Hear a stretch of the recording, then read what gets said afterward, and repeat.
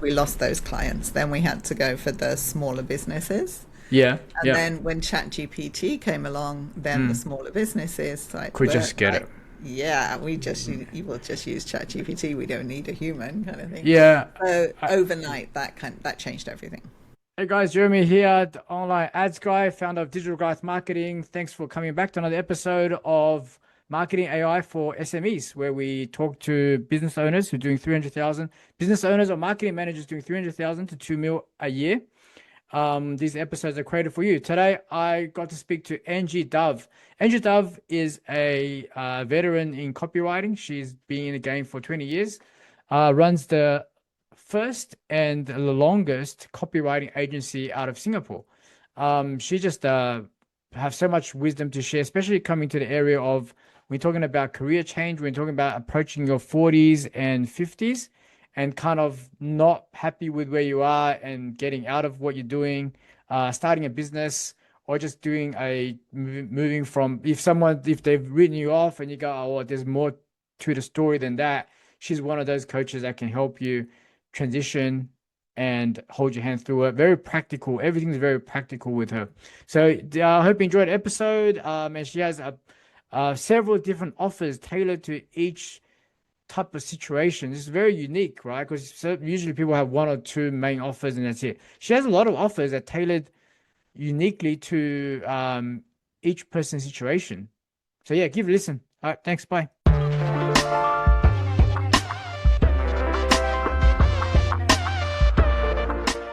All right, guys, welcome back to another episode. I'm Jeremy Yang, the online ads guy, host of the show Marketing AI for SMEs. Today, I'm joined by Ange Dove. I'm gonna get Ange to do her own introduction, but I just realized, as I was looking up, I was on your show, but I didn't know you had a book, so I just purchased it. Oh, yeah. It's gonna be sent to me. 20 years in the game around copywriting, the longest running copywriting agency in Singapore. I can definitely give a testament to bold and anti-fluff and unapologetic rebelling approach. I can definitely say that because we had a good show. I think when I was on there, we had a good show. It's also refreshing that you didn't fully disagree with ads. Yeah. You were like for ads. So sometimes you go, Yeah. there's copywriting, social media. They're like, oh, we don't do ads. But you were like, Yeah. man, accelerate your shit. Accelerate your business. You got to use Yeah. ads. You got to invest. Yeah, Invest. it's what Yeah, they're love there it. for, right? Yeah, 100%. What am I missing? Tell us the rest of the story, like the coming up, the transition. Yeah. Okay, all right. So if we're going way back, then Yeah. I was teaching English in Singapore. That's why I came to Singapore, was to Yeah. teach English. Yeah. Did that for 10 or so years and sort of got into writing kind of by accident, but then realized, okay, this is what I really like to do.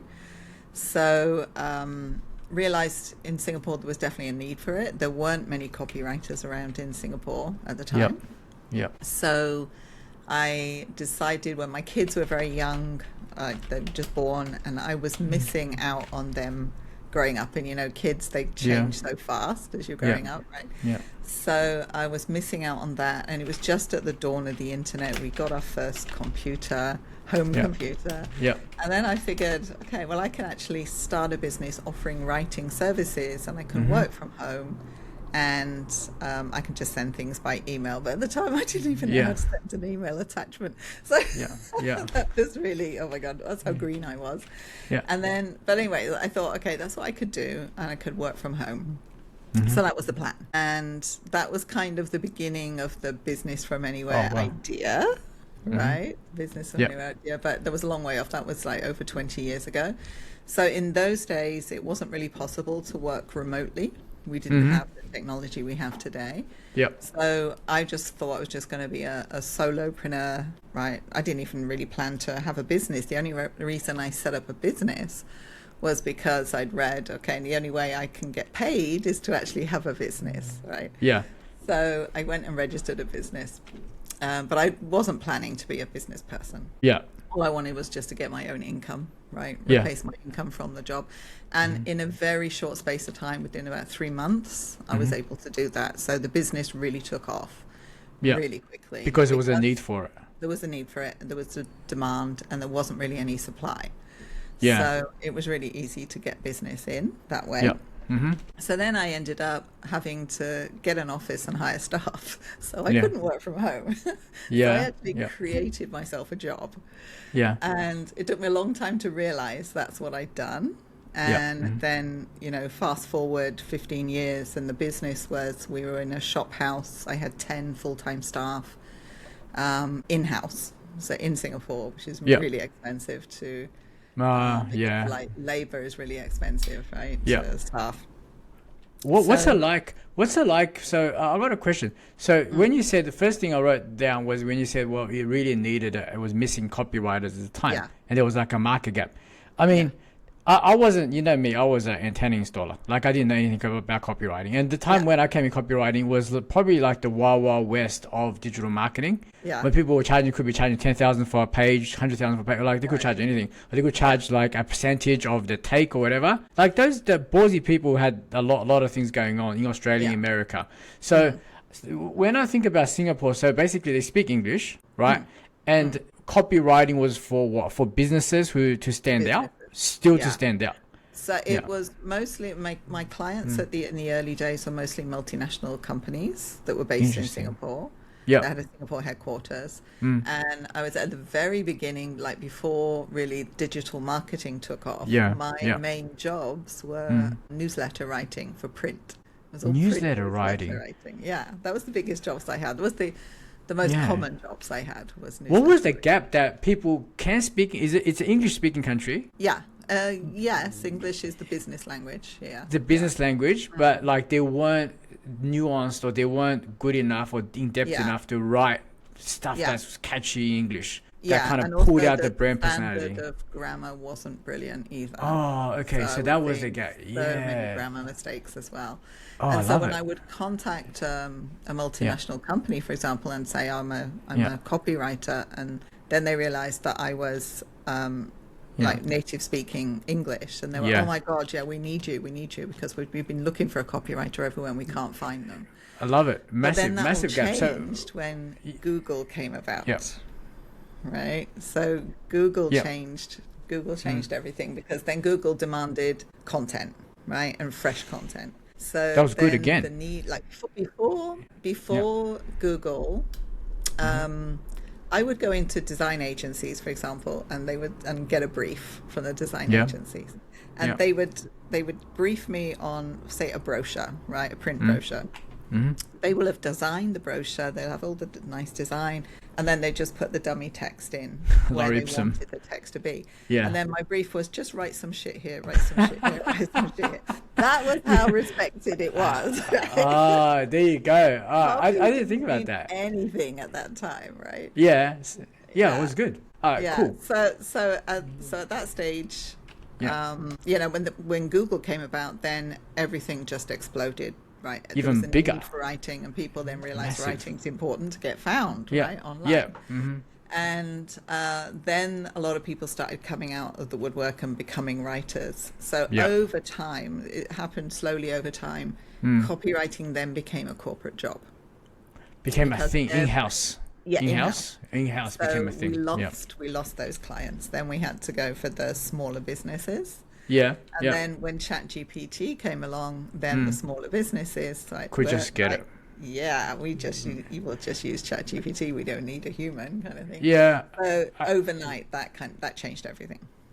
In terms of when you had the 10 staff and it was local, right? Like, what was the situation? Was it were you hiring other like outsiders, or was it like Asian, Singaporean? It was a mix. It was a mix of Singaporean and overseas. That's amazing.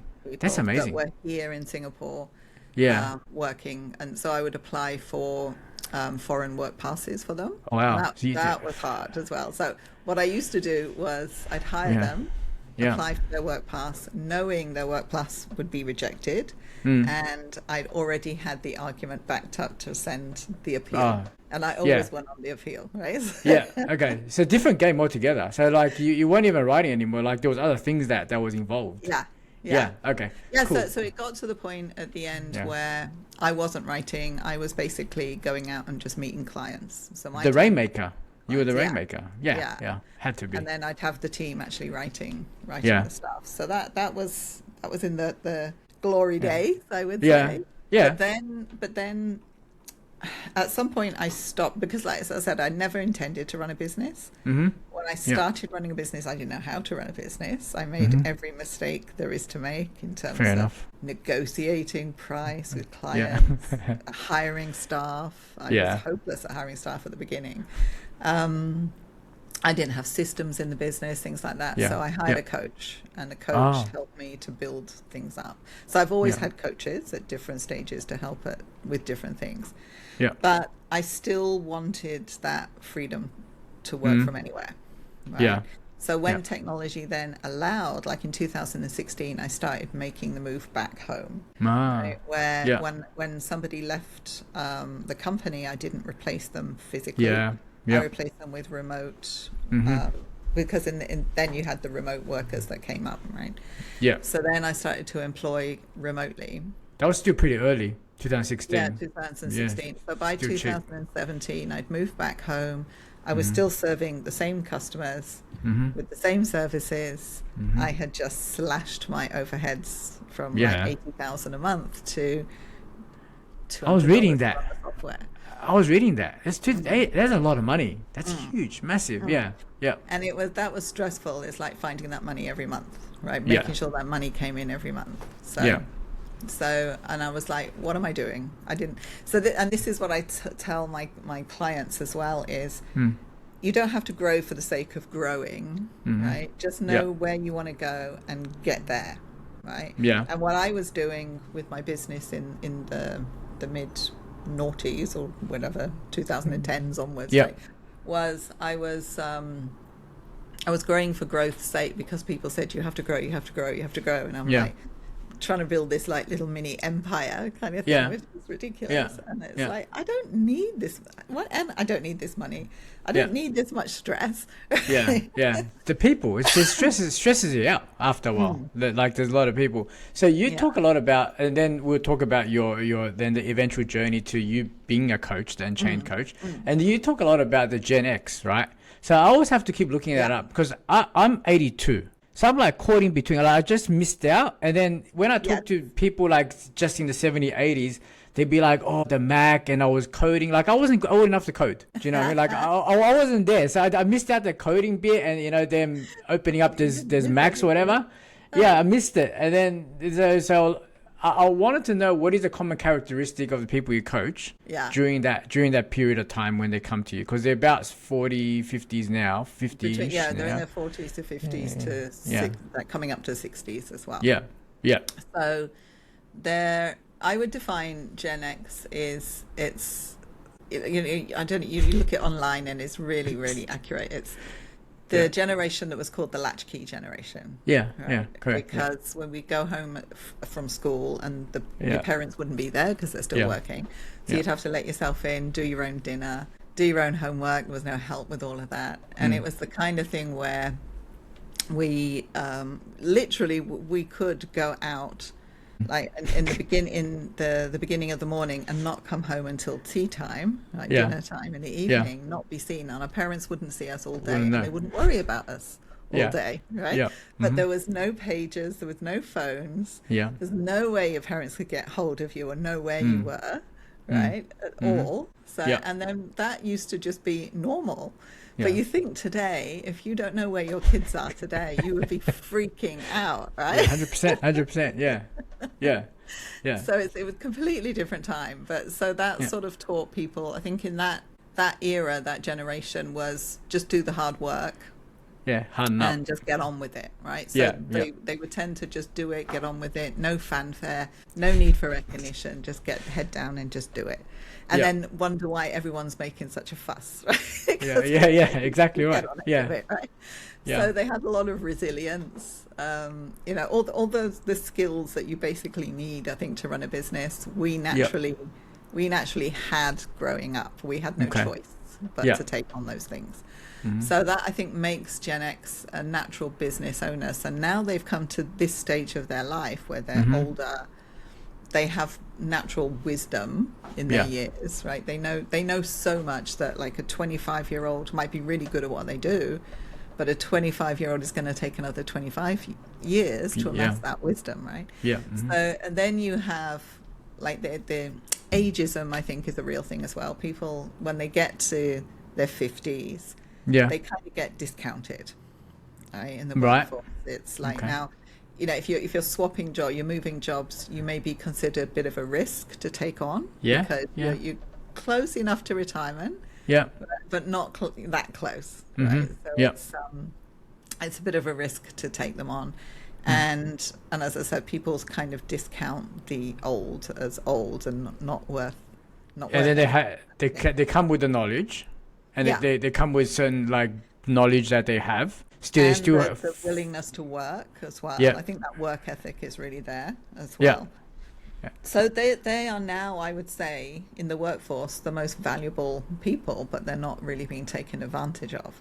So I'm sort of saying to them, okay, now it's your time, right? This is your time. You've done all the work. You've done, you've done your dues. You've paid your dues. Now this is your time. You've got the skills. You've got the knowledge. Why don't you come and do it for yourself instead of doing it for someone else? And start your business. You can do it from anywhere. Even if you retire, you've still got that side hustle or that income.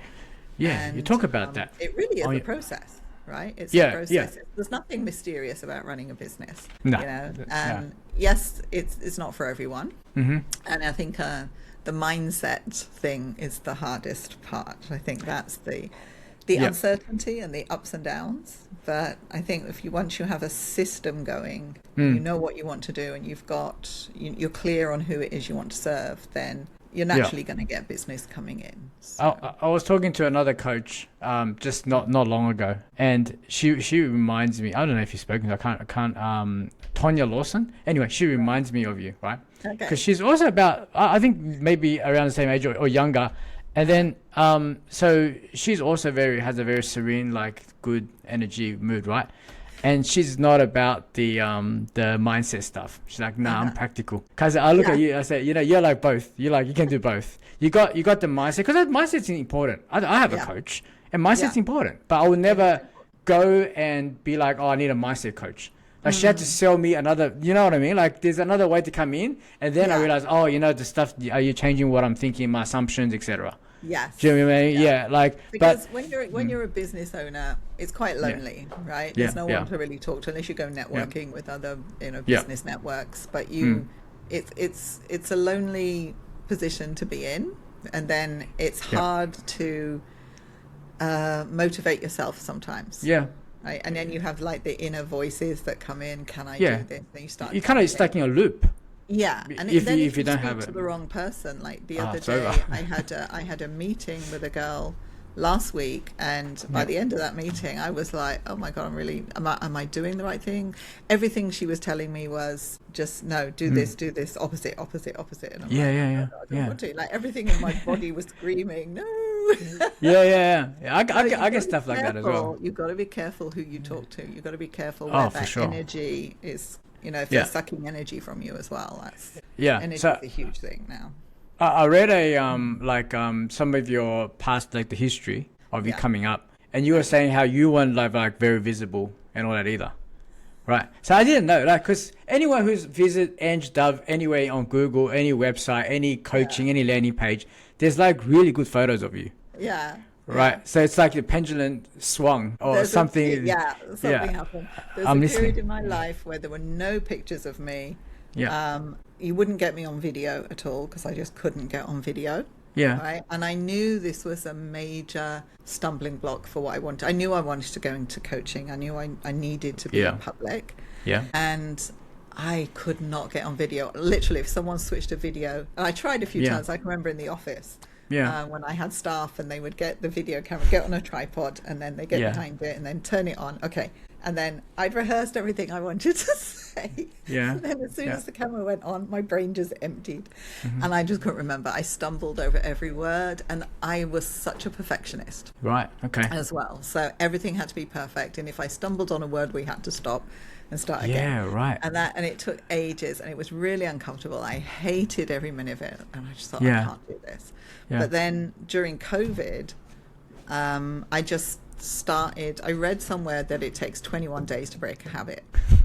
So I said, okay, I'm going to do a 21-day challenge of getting good on video. Right. So I launched this challenge with a few people, What I did was every day I come on live, they would attend live. And so there was no out, right? It was live. So that I didn't give myself any out whatsoever.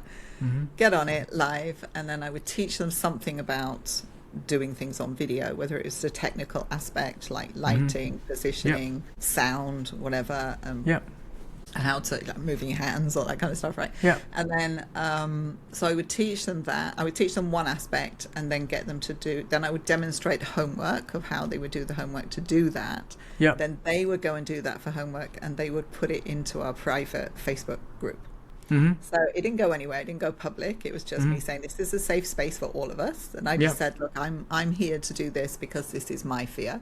And I want to get rid of this fear. So I figure if I'm going to do this for 21 days, it will help, I'm hoping. So by the end of the 21 days, everyone was brilliant. Everyone didn't care anymore. They were all very comfortable. Right? And it's just practice. Just do it, do it, do it. And get used to being on camera, being photographed. Wait, I'm just searching. Let me clear up the confusion. So the challenge that you were creating, you created? Yeah. So like you were basically created a challenge for your own fear. Like I'm gonna read this stuff because you wouldn't have known, because you wouldn't have used your hands because you wasn't on video that much. And so I'm gonna teach at the same time. Well, sometimes teaching is learning yourself again, right? You're learning, so it's very important. Okay, so you were just doing that with people you knew? Oh, okay, cool. All right. And you were like, let's do this together because we're COVID anyway. Or customers, copywriting customers as well that I had. Oh, wow. Well. Okay. That's ballsy.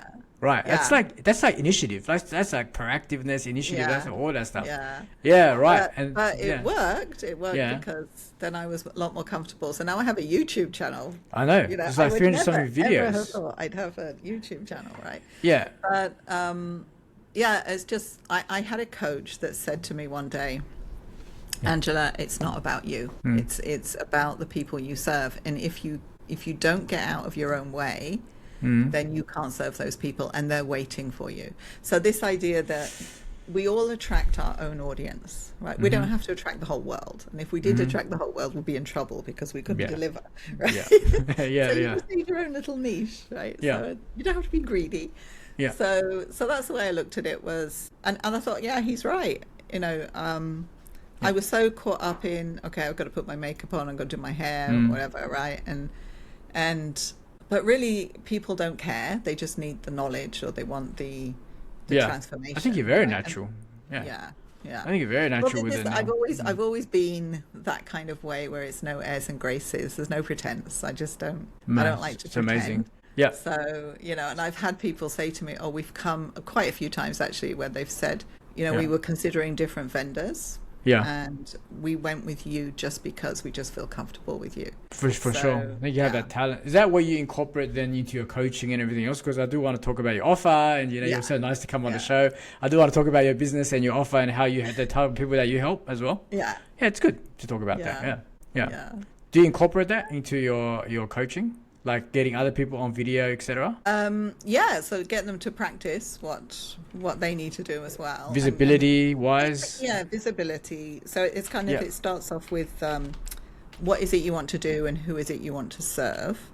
And it's like serving. If you come with a serve mindset rather than I'm here to make money, right? What's the difference you're going to make? Who are you going to help? Because you naturally can, right? And I think also, in that stage of building a business with them, a lot of people take for granted what they know, and they think, oh, no one's going to be interested in learning this from me. And actually, you presume that because you know it, it's easy and everybody knows it, but it's not, right? Because if, for example, I know someone who's a financial planner or she knows everything about finance, right? And it's easy for her, and she retired before she was 40. That's really good. And she planned it from the age of 20, right? She planned to retire before 40. She had that discipline. She had the plan, knew how to grow her wealth, and the know-hows. Did it. And when I said to her, people would kill to learn what you know. Like there's people who want to retire before they're 40, like and they don't know how. And she was going, well, why don't they know how? It's easy. And I was like, if it was easy, everyone would be rich. Right? Everyone would be doing it.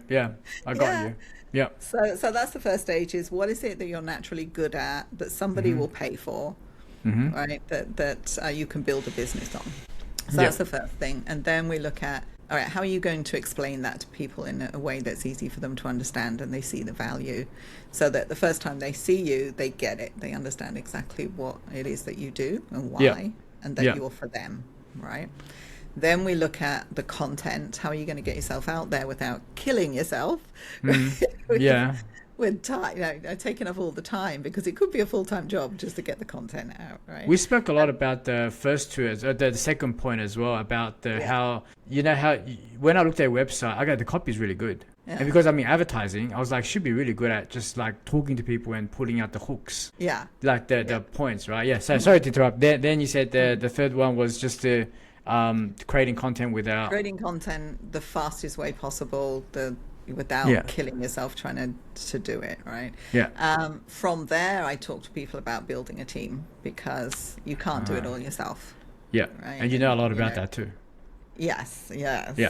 Okay. So there's that, and then there's amplifying your presence. Then once you've got a rhythm going, just amplifying and spreading out to different platforms. And it'd be things like this podcast, going on to podcasts, going on to summits, stages, speaking on stages, writing a book. Is there a networking aspect to it? Like, do you have connections? Sorry, I don't want to put you on the spot, but like, do you have connections? Like, just say somebody's like, oh, I'm in Singapore, or I'm in America, or I'm in UK. Like, I said, because podcast's not that hard, right? And not hard as in like, you can get on some stuff and get some clips, right? But then you're talking about summits, which I've never done. So I guess I'm just inquiring, like, do you have connections? You go, oh yeah, just go to this, this version of that. There are some like websites of people that arrange these things. Okay. And they're looking. So this is the thing, I think, and this is the same with journalism. It's the same idea as well. When people say, oh, I can't approach the local press, can't get in the paper because no one's going to be interested in my story. The reality is that journalists are looking for some stories all the time. So if you can approach them and you've got a good hook, they're going to grab it, right? And it's the same with summit organizers as well. They're looking for people all the time that will be able to fill a spot. It's just being able to find those. So it's like looking at summits that are out there, looking at who's organizing them and getting in contact with them. And so there are kind of directories that you can do. Nice. So there is like a guidance part of it as well. Where you help them up as well. It's a little bit like, when with podcasts, there are different platforms that match people together. Like we met on Podmatch, right? Yes. So there are similar kind of things for speaking on summits. Got you. And there are similar kind of things for book writing, just speaking on stages, and just ideas of where you can apply. Like you can apply to your local chamber of commerce, things like that. That they are looking for people to speak as well. And then just corporate companies as well. Corporate companies want different aspects of different ideas that people are talking about, and they will pay for you to turn up and talk. That gives you exposure plus income. Got you. And then so what are some expectations people can come, just say they took your program or took your coaching, which like I guess it's not a forever thing, it's like a periodic thing, right? Like you take them from X to Y, and then good luck, best of luck to you, and then good luck to your journey. So what is that transformation? Okay, so there's different ways people can work with me. There's two main pathways, I call them. So one is the building your personal brand, one is building a business. So depending on what they want to do. So if they want to build a business, we work on the personal brand and the business at the same time, because they are interconnected. If you're going to build a business, you should be the face of the business. Front and center, learn that from my mistake, because you're saying that when I very first started my copywriting business, I grew the company brand really well. So the brand was famous. People wanted to hire the brand, and by association they got to know me, but only through word of mouth, because I was nowhere on the internet. I wasn't even on my own website. My name wasn't on the website. My picture wasn't on the website. It was basically a faceless entity. Right? The copywriting business. It was very corporate looking and stuff. And at that time in Singapore, I could have got a lot more a lot more business Yeah. just by showing my face, because the demand was there for native For English speakers, yeah, yeah. right? And I did not put myself out there. So Yeah. I used to turn up for meetings and people would say to me, oh, we finally get to meet you. We've heard so much about you and now we get to meet you. So And there I'm was like, like a how? miss. Yeah, yeah, yeah. Yeah, like, Yeah, how do yeah. you know me? Because I'm nowhere. Yeah, So yeah. that was accidental. But if I'd have been this is what I teach people is be intentional about your brand, your personal brand. Because if you're not intentional, people are going to make up their mind. You have a personal brand whether you like it or not. It's there. And it's whether you're intentional about building it and get the message that you want to get across, or whether you just leave it for people to make up their own mind what you are, and they may misunderstand. Got you. All right, so then you're not building intentionally. So, it's got to be something that's worked on, right? It doesn't mean build something that's not you. I still say build you. Yeah, but got to be worked on. At least That's a key point. Be in control of the narrative of what people see and hear Yeah. about you. I like it. I like it. So if people was to go to get a hold of you, I mean, you're everywhere now, right? It's really easy. I was looking at your offer pages and everything. But what is one of it is the book, which I'm going to read, which I've ordered. Okay. Right, I'm going to do that. And then there's It's ways the to talk to 11 you. reasons, is it? The 11 reasons one, yeah. Yeah. The 11 reasons. So that's coming. And you do have a quiz. I'm gonna put everything in show notes. What's the quiz about? Is it just like a start? So the quiz is basically about your personal brand, where you are. So you go through the quiz, and then you answer the questions. Then it comes up with a report at the end as to what kind of work you need to do where, in terms of what's missing. So we look at where the gaps are in your personal brand, and then you've got information there to go and fill those gaps.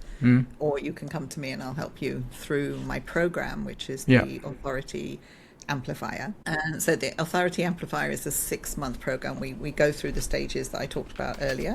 Like every month we'll go through a different stage with the aim to build you up as a thought leader in your business as well, and be the logical choice that people will, when they think about what you do, your name comes to mind, not somebody else. Got you. So that's a 6 month. That's the goal. That's the 6-month one. And then you have one. Anywhere is the business building one. So if you wanted to build that, that's a minimum of 1 year, but obviously it takes longer than a year to build a business. But we take you through the framework of how to build a business, how to build a team, how to build systems, and have it so that if you still want it around in 5 years' time, it'll still be around, right? And then with that comes the mindset as well, that you've got to deal with like with my business being over 20 years old, as the market changed, you had to change with it. Shift with it, yeah. You have to you have to shift, and just the understanding that nothing will stay the same. Nothing will stay the same. So you've got to move with the times, and things will shift, and you've got to be able to recognize that early and move with them. Yeah. Or else you're going to lose. You'll lose your business if you don't do that. Is there another thing that you have that's starting in a few weeks, you say? There's a cohort. So is that there's one a of challenge. I do a challenge which is 12 weeks. Yeah. And that is basically combining everything I've just said, where we start with the mindset. Yeah. Then we go on to the personal brand. So it's 1 month mindset, 1 month personal brand, and 1 month business building. Cool. So it gets people started. It's like a Kickstarter for them to. And then they can, if they want to really take something seriously and do for 6 in the year, they can work with you. Amazing. I'm gonna put that. I'm gonna get those links off you. Yeah. And then I'm gonna get put in the show notes. Is there anything else that you feel like we haven't covered today? I feel like the audience would have got a lot out of it. The other one as well is for people who don't want to build a business, right? But they want to improve their career. Like I've had numerous people that have come to me in their late 40s, early 50s, mid 50s, who are stuck in their career where they can't go any further where they are, and they need to tell a different story. So we rebuild their LinkedIn profile, we rebuild their CV, and their image, their look, their messaging, and how they're putting content. So a lot of people, they do things with their LinkedIn, but then they don't put any content on it. So then when people go and visit their LinkedIn profile, they don't see anything that's, do I know that you know what you're talking about? No, you haven't shown me that you do, right? And if you don't show people, then they don't know. Yeah. So for that one, I do a 4-week program. Which so it's a sprint.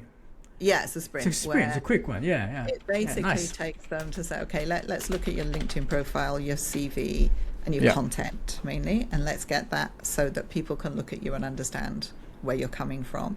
And Mm. then we do the last week we do a question interview for Oh, that's very. Is that one how on we, one? yeah, that's 101. That's And one to that, one. Very yeah, valuable.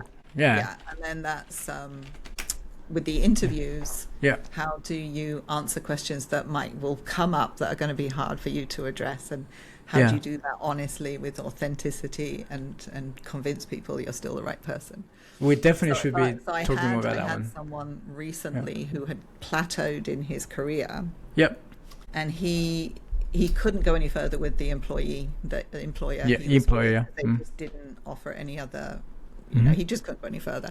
So he wanted to go more international. So he started to apply to the international companies, Hmm. and they all rejected him because the basic response was, well, you've been in this role for so long, you're just going to take those thoughts with you over to us, and you're not going to be able to adjust. That Mm. was their thinking. Yeah. So we completely repositioned his LinkedIn. His content that he put out on LinkedIn was all complete thought leadership, Yeah. really showing in depth his knowledge of the industry Hmm. and the needs of his potential employers. They're addressing their particular needs and their understanding of their business. Yeah. And then as soon as that changed, he then reapplied to the Hmm. company he wanted to work for. They looked at his profile and they said, let's talk. So he didn't get rejected this time. They said, let's talk. Yeah. And when he Yeah. went in for then we practiced the interview, right? They're Yeah. going to ask you about this, and they're going to ask you the two main things they were going to ask. Yeah. How are you going to persuade them that, it's not a Yeah. block for you to do that? Yeah. And then they said, yeah, we want to take you on board. We just need to now find a position for you. So Wow. There you go. That's a that's transformation. change. That Yeah, it's a that transformation. Yeah. I can see that. I like there's a lot of things that I wouldn't know because I never done your program or whatever, right? Like we haven't met, but like I can see that, you know what I mean? Because anyone who's listening, who's just listening, who's not looking, you should go look her up because she looks amazing. And then people will be like, oh, That's cool, AI. like yeah, yeah. So yeah, no, Well, that's definitely, another thing as well, is that yeah, I always use the latest technology. I've always been a bit of a okay, geek like that. yeah, And it's the same with, like we were talking before about me taking ads, yeah, because I recognize that, you can do organic and it takes you so far, yeah, right? But it's yeah, slow. It's yeah, really slow. You do yeah, ads, yeah, immediately people find you, right? yeah, yeah, So, and so it's like taking what's out there and using it. So as soon as Google Ads came out, I was using mm, it at the yeah, very beginning, and all yeah, through my copywriting agency, Google Ads did really well for me. It was the only way I got leads, was through yeah, Google Ads. yeah, So I was always, then when the cloud came and you had all the apps that came, I was, how am I going to use this for my business? So I was always looking at that. And then when AI came, at first I didn't really understand it. yeah, And then I hated it because it took take my yeah, taken my yeah. job. Ate your lunch, yeah, And then I really started looking at it, and then it's like, oh wow, all these things it can do, yeah, right? And yeah, now it's like, now I'm building agents, yeah. that will Love help it. me in my business, and now Yeah. I can teach that to my students as well. So that's another avenue that I can say, right, you can build your business faster now. You've got so much there's never been a better time to be in business For than sure. now, right? Yeah, yeah. So that's another thing, is using the AI tools that are out there, just For to the go Gen through Xers that. and stuff. For Gen Yeah, Xers who's done yeah, being in our industry and now they can kind of like amplify everything they're doing yeah, much yeah, quicker and yeah. expedite it. Yeah, amazing. So, all right, cool. That is a very helpful. So hopefully all the listeners just found this helpful. So if they want to find Ange Dove, we're going to have the links in the show notes. I think that's it. Anything else that you feel like we haven't covered? That's good. You've done a lot. We covered a lot. Yeah, I would say if you're even thinking right Mm. now that you want to do something different, or you want to start a business, you want to do something with the next chapter of your life, Yeah. then if you've even started to think about it, it means it's possible, right? You Okay. just need to find the right person to help you step by step to get there. But if you're thinking about it, it means you can do it. I love That's it. what I say. Yeah. Cool. All right. Thanks, Ange. I love it. Thanks for coming on the show. I really appreciate your time. Yeah, I love Cool. talking to you. Thank you. All right. No worries. All right. Thanks, guys. See you on the next one. Hey, what's up? Jeremy Yang, the online ads guy here, owner of Digital Growth Marketing. If you found whatever you're watching helpful, you found it interesting, like, subscribe, comment, suggest other topics you think we should cover here. We've aimed to release weekly episodes, helping SMEs with marketing, advertising, talking to professionals about growth, processes, all that good stuff. All right, see you on the next one.